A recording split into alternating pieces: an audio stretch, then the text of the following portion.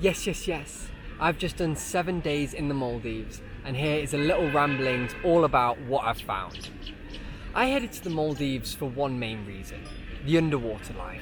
Being just a collection of small islands, under the water is where it all happens. And by a lot of accounts, it should have been spectacular. Previously, a trip like this would have been something inaccessible for me. The Maldives have always been a luxury destination. Private islands, those dreamy Instagrammable overwater bungalows, manicured white sand beaches, crystal clear blue ocean, pristine coral, and fish life with a sprinkling of mantas and whale sharks. You know exactly what I'm on about. But now, alongside their commitment or wishes to increase tourism threefold, which already contributes 28% to national GDP, they're also de-eliticizing it through guest houses and things like that, which will make it now accessible to so many more tourists. And what's also great is that this will also offer new income streams to locals, where the previous selling to foreign companies and the Maldivian elite meant that they really got a share of F all. I was told I would find the best coral all the way down south.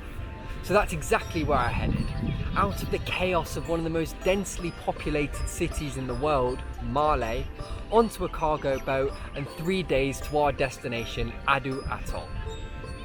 The more I spoke to people along this journey, the more I was worried for what I'd find at the end of it.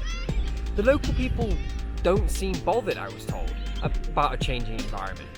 The effect of continuous El Niños, which bring warm water through, are bleaching swaths of nearshore coral reefs.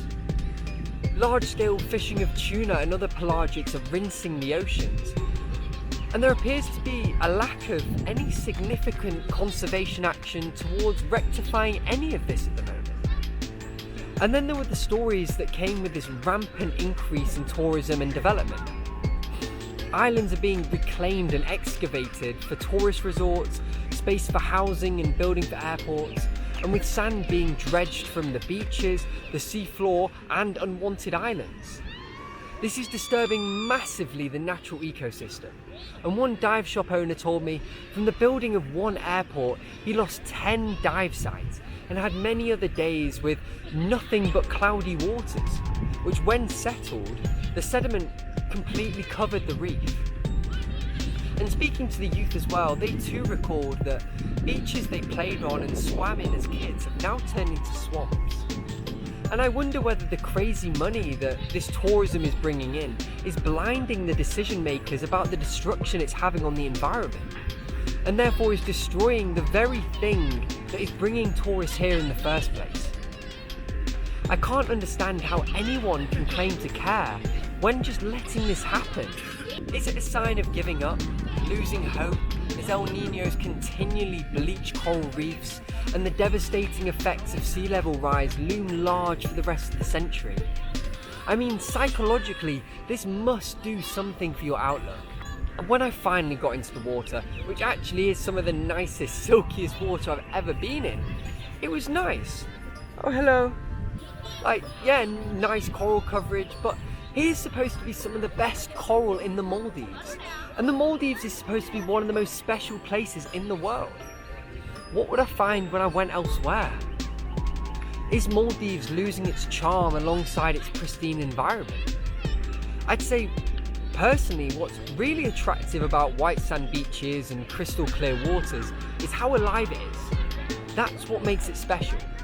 And when all the big fish have been taken out and former coral reefs turn into bare rock, it loses that thing which made you love it in the first place.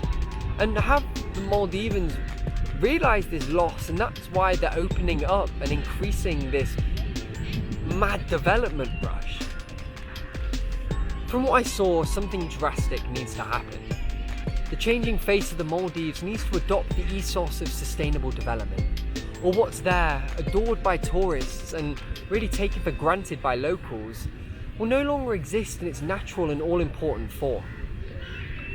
Are the UNESCO Biosphere Reserves going to be enough when all the rest of the destruction is happening freely just to earn as much cash as possible?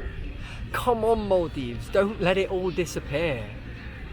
So, If you fancy seeing the Maldives in all its glory, then maybe sooner rather than later is the best way to go if all this is going to continue.